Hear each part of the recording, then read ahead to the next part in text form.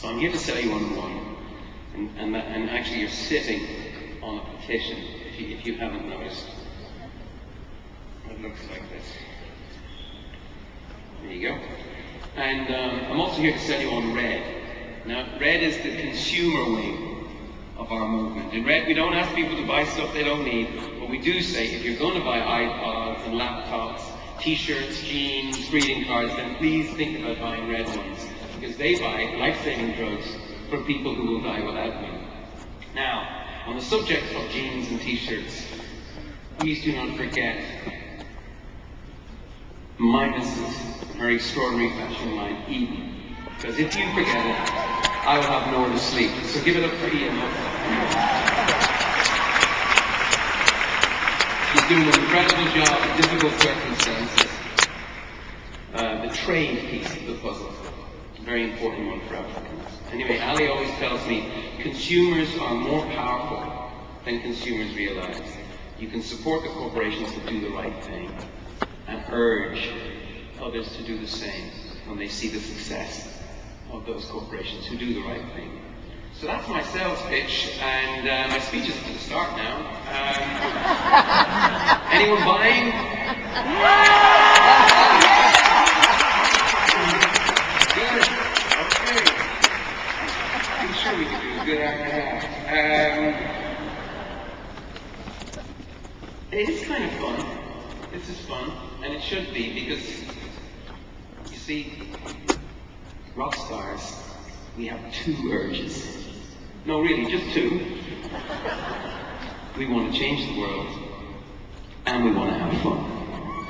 And I believe we can't do one without the other. It's like music. No one trusts music that lacks joy. It's the life force in rock and roll that we love, especially in serious times, in traumatic times. We need to dig deep to find joy. So let me repeat. We're here tonight because we want to change the world, and in do so, find our joy changing the world in a tiny way, in our hoods, in our communities, or in a grand way in the global community with our country. But that's why we're here. Now, we can't change the world without first changing the way we look at the world. The way you behave in the world depends entirely on the way you view the world. Weltanschauung is what the Germans call it. Californians call it your attitude, dude. Weltanschauung, or your attitude, dude. Your worldview. My worldview was shaped by rock and roll. Growing up in the depressed Dublin of the 1970s, music was like an alarm clock for me. It woke me up out of suburban slumber. It made me believe that my life could have some purpose outside of 10 Cedarwood Road. It was a time of punk rock. No more flowers in our hair. No more flowers, period. I was weaned on The Clash. The Clash's music was like a public service announcement with guitars. 3 teenage boys and me. We made some music on our own. That was the plan. But then in the mid-80s, my life, not just my hairdo, changed in unexpected ways. You two became part of the phenomenon that was Live Aid. We are the world, feed the world. You remember that? We are the world. We are the children. Quincy Jones, there's one. Anyway, my young wife and I went to Ethiopia to see for ourselves what was going on.